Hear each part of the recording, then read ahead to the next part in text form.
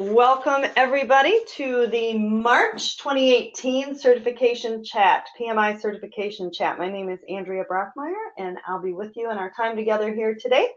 And I have been around this certification stuff a long time and with many different varieties of PMI certifications. I've been doing stuff related to PMP certification since the turn of the century about, so a real long time, and I have developed curriculum around certification for PMP, PMI-ACP, and PBA, and have had a hand in the development of not just course materials, but online study exams and study guides and other things as well. So I'm also pretty involved with the local PMI Minnesota chapter and the certification work that they do there. So it's terrific to be here with you today.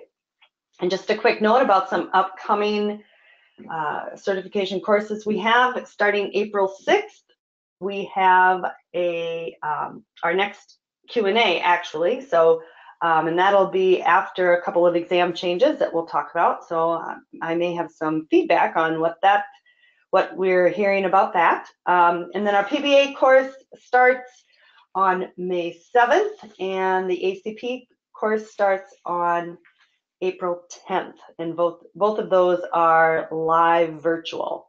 So, and then we've always got our resources available with our anytime learning options, and you can hear live recordings of courses and then have access to any additional help that you might need. So check any of those things out.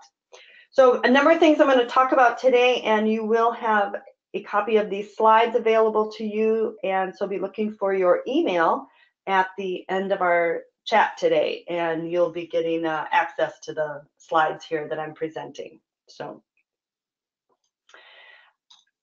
All right. Also, you'll get a notification in that email about some discounts that we have for some of the resources that I mentioned there. So just a heads up on that. So speaking of resources, we have a variety that we make available here, or just some quick links to help you out. And so this may be of interest to you. And the one that I do want to in particular mention is the exam updates here, publications and exam updates. Just make a note of that. That's a handy link.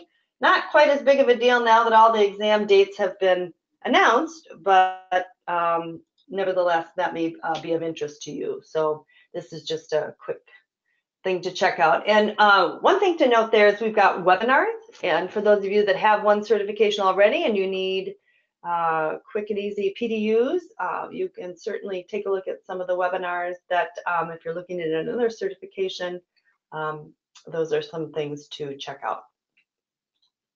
All right, so what I want to talk about today, I know this looks like a really long list.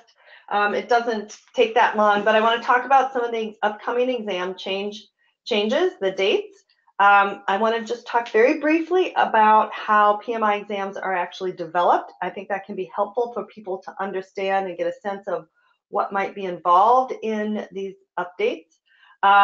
What to know based on which tests you're taking. So with all of the things in flux, people have questions about what resources do I need depending on the version of the exam that I'm taking. I want to just make a couple of comments about the CAPM pilot that is getting underway here. Talk a little bit about PMI Guide 6th Ed highlights, maybe a little bit about how to make that digestible. Then I want to just make a quick comment about the PMI-PBA new standard that they've released. And I always like to crunch a little numbers on certifications and then just a couple of study tips. However, this is what thoughts that I have. I try to anticipate questions that people might have. But if you have other questions, please shout, just send them in the question box there, and I will be happy to answer along the way. So I want to make this useful to you. All right, so here are the upcoming exam dates. So the one that is new that we just found out about last week is the PBI date. So that exam is changing June 25th. So they we're waiting. We had been waiting for a long time to hear about that. So the PMP exam we have known for some time. That's changing in a few weeks here, as is the ACP. And then the CAPM exam is changing end of May, and then June 25th for the PBA. So just sharing that. And this is basically the information that's on that link that I pointed out earlier. All right, now just a comment about PMI exams and how they're developed. And if you ask PMI, you say, hey, what version of the PMBOK should I use for my, is the PMP exam based on, for example? And they will tell you that their certifications are not based on standards. They are not exams about a book. They are role-based exams. And so that's important because it's not just about memorizing, say, the PMBOK or the Guide to Business Analysis or any other foundational source from PMI. With the exception of the CAPM, which is an exam on the PMBOK guide. So that one is a little bit different, but the rest are based on a role. And here's how they develop these things.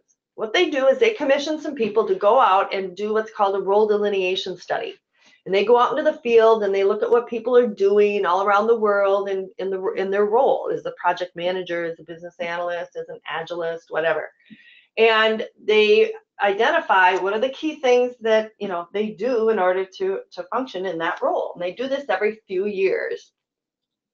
From that RDS, then they developed what's called an exam content outline, an ECO. And that ECO outlines what it is that people need to be able to know and what they need to be able to do in that role. Okay, so that becomes actually the exam blueprint, and that's the springboard from which questions are developed. An ECO is associated with every one of the PMI exams, and it is a key resource that is often overlooked when people are studying. You really should be using that to understand how the exam is developed.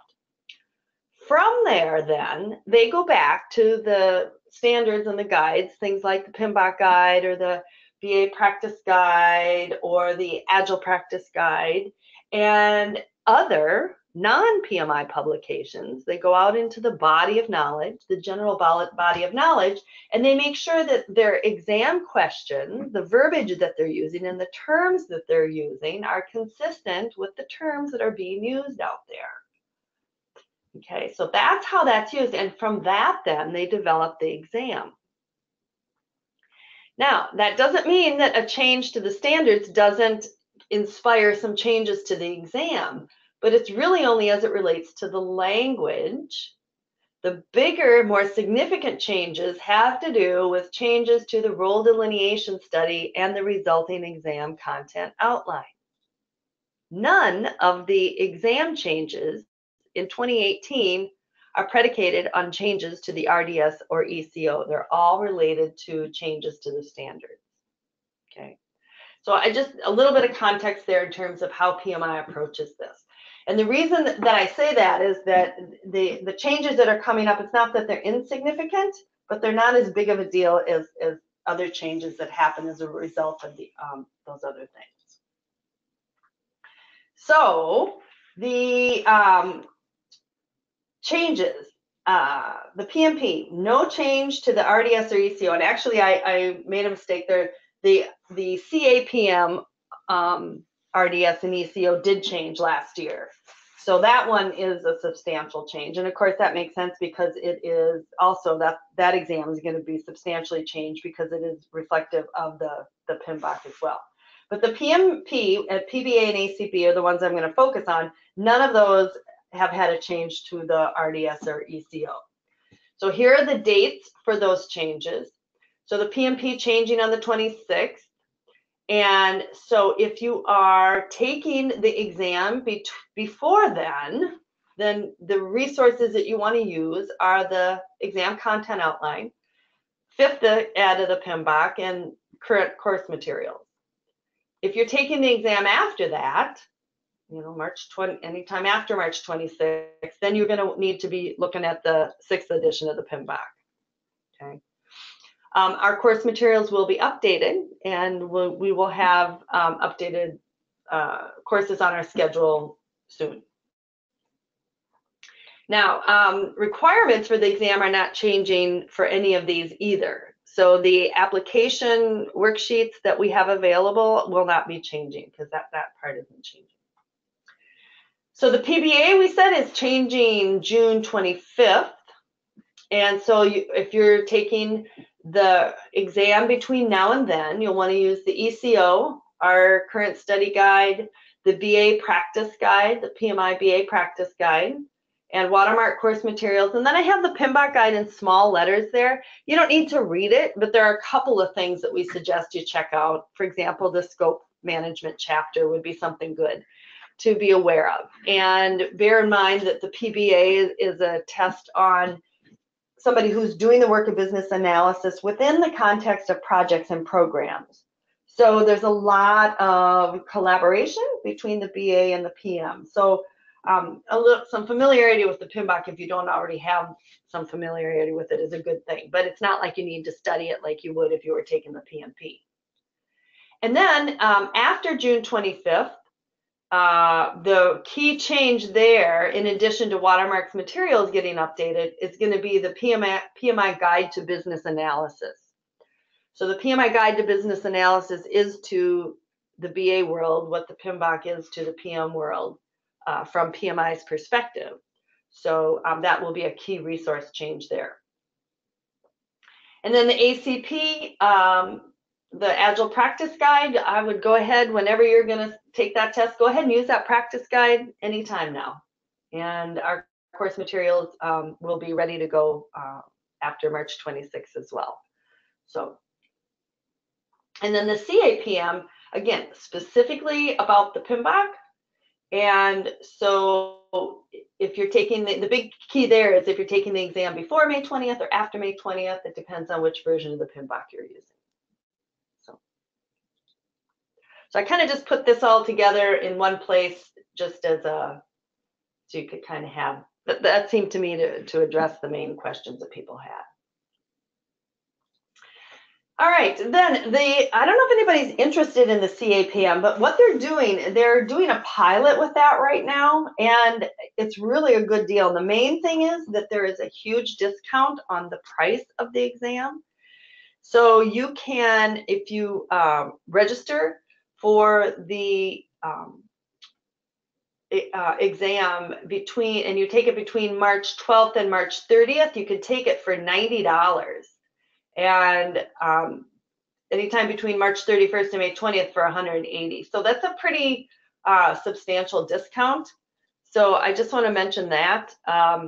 And if you take it during the pilot, it will be before the release of the full release of the exam to everybody based on 6th Ed. So you'll be taking it on the 6th Ed and using the new ECO. So basically the deal is the reason they do a pilot is they want to have people take the test and then they calibrate it, because if they see what kind of results people get, and what we used to say, they'd set the curve for the exam. And so you take it at a discounted rate. You take it based on the 6th Ed, and then they get all these people to take it so they can see how everybody performs and figure out what the passing rate's going to be and all that. The only bummer about a pilot is that you don't get your results right away, because they got to wait for everybody to take it, and then they take a look at the results and they see what adjustments they're going to make. And then you don't, you get your results after the week of May 28th. So you have to wait a little bit. So that might be a little tough. And then your rebate is sent 2 to 3 weeks after the pilot period ends. But that's a pretty cool thing. So, and sometimes it's nice to be able to participate that and say, I was involved in the pilot of the CAPM. That's kind of cool. But the upshot again of the CAPM is effective May 21st, all CAPM exams will be based on 6th Ed. So there's a good number of CAPMs out there. I think it's a great certification for folks that don't have the experience to sit for the PMP. It's a really good way to get yourself immersed in the language and thinking around project management. If you do want to participate in this, the last day to register and pay for that is coming up here on Tuesday, March 6th. All right. So just a couple of comments about the 6th ed, PMBOK 6th ed. You know, it is a behemoth of a document, and it's just got a lot in it. Some key things that they've done. The knowledge areas and the process groups have not changed. What they've done is they've added some sections to the beginning of each knowledge area. They've got some trends and emerging practices. What are some things they're seeing out there in the field? And so they comment about things like earned schedule. So not just earned value, but there are some caveats with earned value. And so another tool that people look at is earned schedule. And so that's something that they're seeing people use. Things like self-organizing teams in the area of resource management, or the idea of having just a much wider lens around who are stakeholders, and involving not just the project manager, but all team members in working to engage them, and having a lot of collaboration around that. Those are some examples of trends and emerging practices. Tailoring considerations. Now, this is not something that's new. This always came through pretty clearly in the PMBOK, but they call it out. So they have these little sections at the beginning of each knowledge area about things to think about. So, for example, around scope, how stable are the requirements? How much certainty is there about what we're doing? How is that going to impact how we practice and how we actually employ these processes in this knowledge area? In terms of risk, how big is this project? How far-reaching is it? What's the complexity?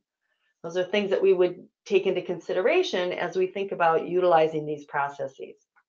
And then there's a little section on considerations for agile and adaptive environments. So, things like the benefits of chunking work and thinking about doing things iteratively, doing regular reviews and retrospectives, not just waiting till the end. Emphasis on collaboration and things like that. So the thing is that these aren't pages and pages. These are, for the most part, a couple of paragraphs. They're just short sections that are at the very beginning of each knowledge area. So it's good stuff. It's not like, wow, totally divergent from things you've read or thought before, but they're just kind of collected there. All right, so it's big. The 6th edition is a big, as I say, it's a behemoth of a document. It's a lot to read. A couple other things. The pages are thin and they're gray. They are this awful gray. And so people are really not very keen on having to read, all of these gray pages, particularly those that were using it as a key resource in studying for, say, the PMP, for example. The reason the pages are gray, just so you know, it's to protect their IP. And if you make a photocopy on those gray pages, you can see on the photocopy it says "do not copy" or "copyrighted" or something like that. So the purpose of the tinted pages is it's hiding some patterns in there that are protecting their IP. But it makes for kind of painful reading. So one of the things to consider is how to break it down to make it easier to read. And so there are a number of parts to the PMBOK, and if you kind of approach it that way, it can make it a little more palatable rather than thinking about, having to wade through 756 pages. So the first part is there's an introduction section. It talks about the environment, the role of the project manager, which is really big, and all the knowledge areas. So for sure, this is the biggest chunk. And you definitely need to read that.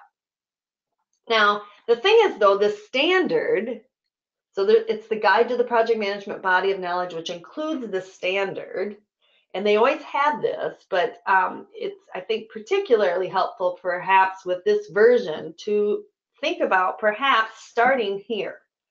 And this includes some high-level concepts. And what it does is it organizes the processes by process group. So there are these now 49 processes organized by process group and knowledge area. The exam is organized by process group because the process groups are the things we do, right? The knowledge area is things we know. Process groups, things we do. and it's a test on what we do. So it's pretty handy to have those processes organized by that. And importantly, it identifies the benefit of the process and the inputs and the outputs. There is nothing around tools and techniques in the standard. That's all fleshed out in detail in the part 1. So it reads a little more smoothly, and there's a little more logic to it in terms of kind of process flows. So I think it's a good idea to think about maybe starting there and reading that before wading through the 500 plus pages in part 1. So just food for thought on that. Then part 3's got all these appendices, glossaries, and indices, and this is pretty handy. So Appendix X1 includes changes from the 5th ed to the 6th ed, some of which you don't need to know. It doesn't matter, but some of which is a little bit helpful. It's helpful to see, for example, that outputs are supposed to be inputs into other things. So inputs come from outputs unless they're from outside the project. Just a couple of things that might be helpful to think about in terms of how they put it together. And then the X1.11 to 1.22 are the changes in each knowledge area. Again, if this is your first foray into PMI certification, I wouldn't bother with taking into consideration what the changes are. You don't need, it doesn't really matter. It's interesting to folks like me who've been around this stuff a long time and want to know what the changes are.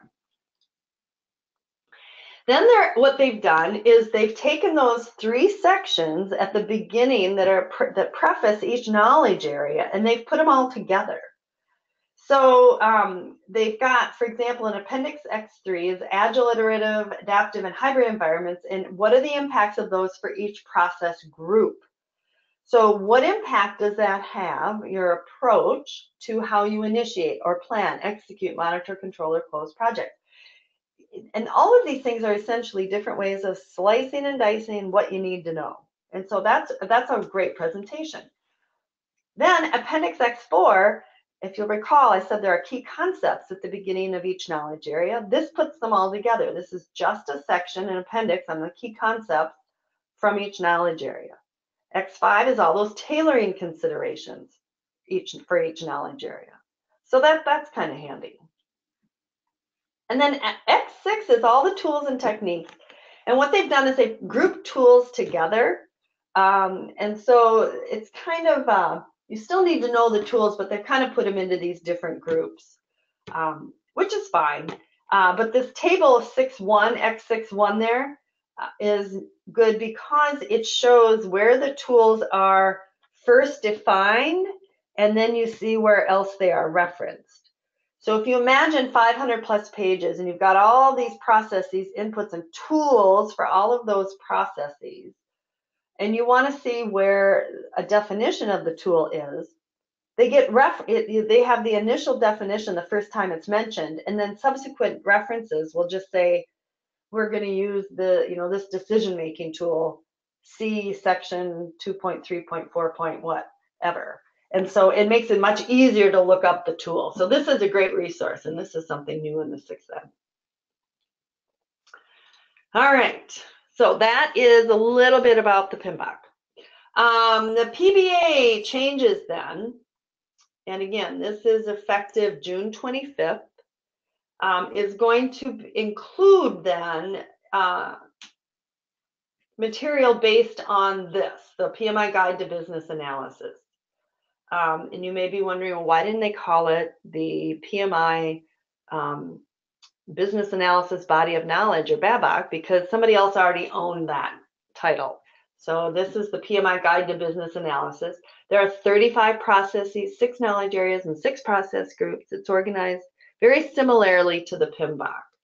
So it'll be familiar to those who are familiar with the PMBOK. It, I'm happy to say, does not have the gray pages, and makes for an easier read in that regard. So that's that. And then I just like tracking certification numbers for some reason, and so I just share this. So this just shows all of PMI certifications when they were offered, when they were first offered, and then what were the numbers of folks who had these certifications in different, at the start of the last number of years. So last year, you can see the increase in the percentage increase of people with these certifications, and then the percentage of increase in the last few years. So this gets a little crazy because, part of that is because it was brand new in 2014. And then I also wanted to just see how do we look coming out of the gate here for this year. I don't know how telling that is, but so it's kind of interesting. The one thing that I will comment on that has been consistent is the growth in the ACP and the PBA. And I think we're going to continue to see that. There's just, interest in that. And of course, everything agile. And,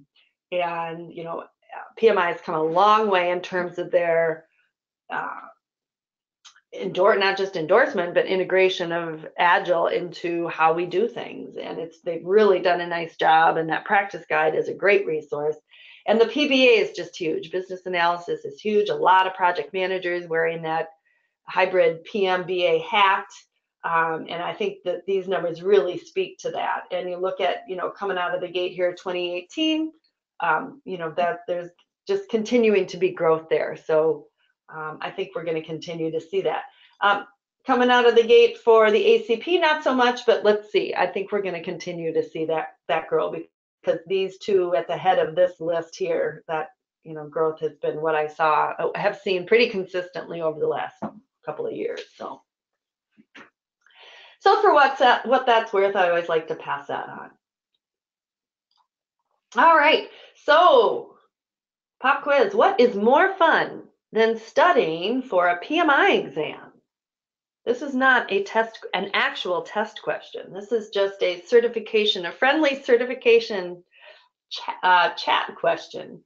And the answer, of course, is everything. Everything is more fun than studying for these PMI tests, which is not to say I don't recommend doing them. I think they are a great investment. I am a very enthusiastic endorser of certifications.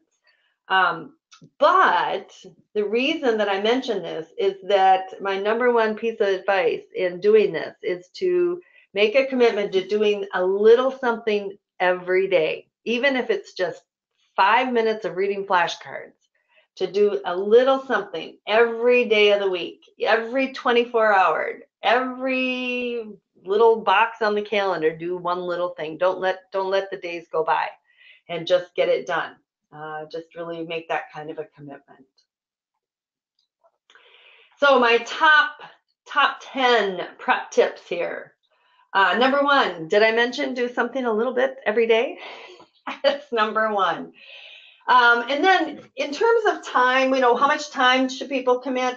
And of course, everybody's different. And for some folks that have been, away from this kind of effort and haven't been in school for a long time, and just different learning styles, it all depends. But I think by and large, you'd be hard pressed to get by without spending at least 50 hours studying. So it's a significant investment.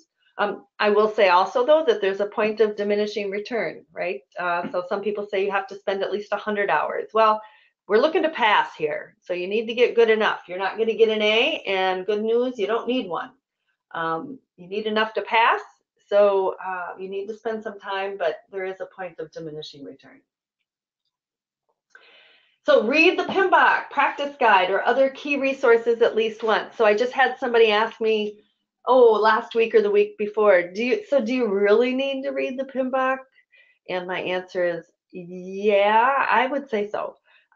Which is not to say I don't know people that have passed a PMI test, the PMP, without reading the PMBOK. I would personally never advise that. I think it can be very helpful. And folks that have said, it didn't go very well, and I didn't read the PMBOK, and now I've read the PMBOK and it went much better. So that would be my strong advice. Then take a look at other supplemental materials from Watermark.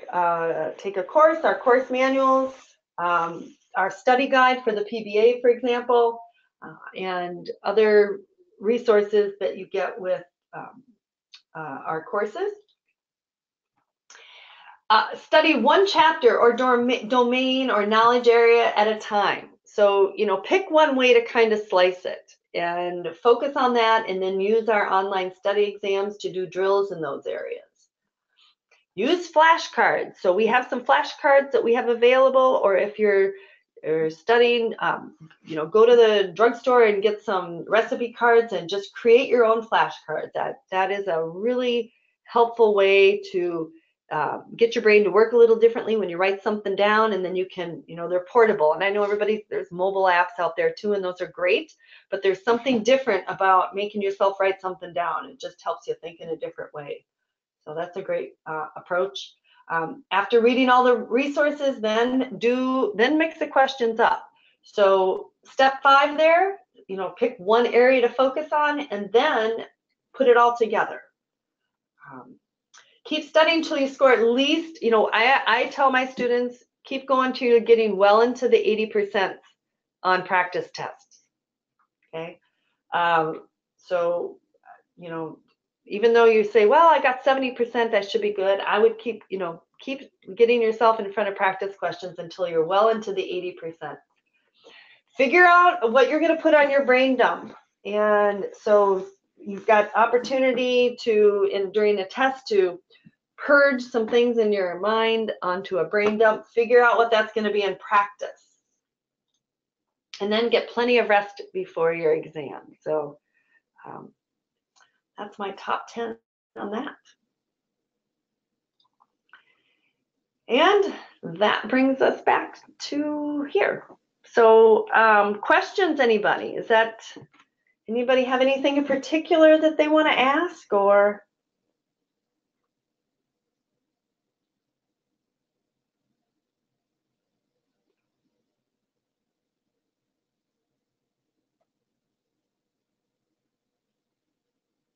Okay. All right. Well, I try to anticipate your questions. I hope this has been helpful to you. You'll get an email here shortly, and with an opportunity for feedback. I'd love any feedback from you. If you've got other questions that you can think of, feel free to reach out and let me know, and I'd be happy to answer them. So I wish you all the very best on your certification journey, and do let me know how I can help in any way.